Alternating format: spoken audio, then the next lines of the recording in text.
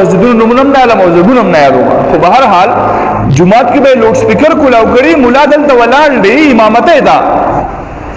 مولا امامته ته ولاړ دی صحیح ده شاته وبسې چې ډیر زیات خلک کنا جو یو سب بنئ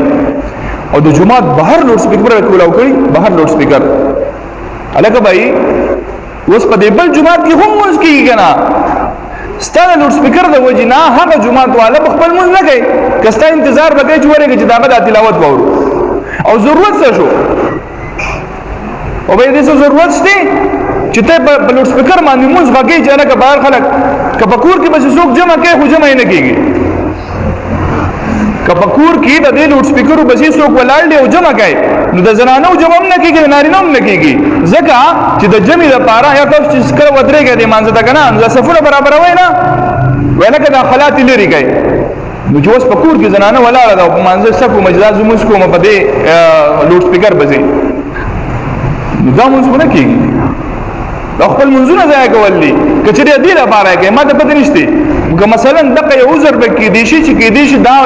لوډ سپیکر د مانځه د आवाज په کورونو کې خلک واوري دغه ضرورت نشته ځکه چې هغه منځونه نه کیږي بده فاصله بګار دا روډ دی کدا روډ په منځ کې فاصله لې لدينا ها غاړه سو کو درې د منځ کې نو منځ نه کیږي ځکه چې په صفونو کې اتصال نشته اتصال لازمي دی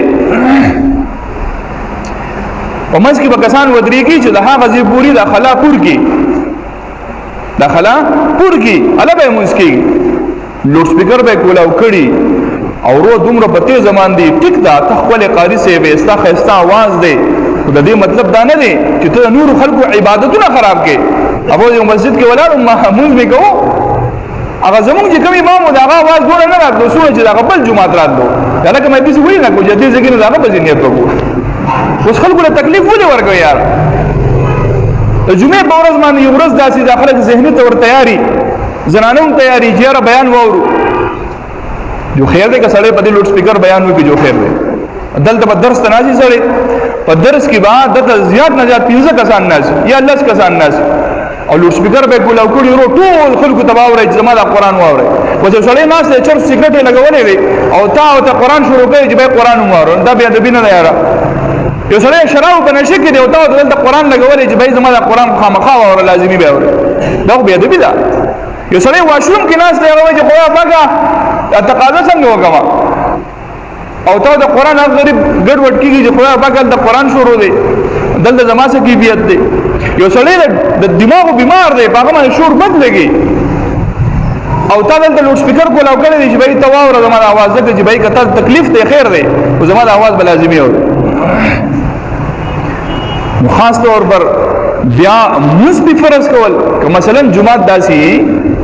چې به خلکو ته د आवाज ضرورت دی نو بیا که لوډ سپیکر کولاو شي نو خیر دی عذر دی جایز دی کنه خود دې لپاره کول چې یا خو زما د مسجد مشهور شي چې خلک یې واوري یا د دې لپاره کې چې بيدل د مونږ کېږي خلکو ته پته چې جمعه ته بده کې اوپر از مونږ کېږي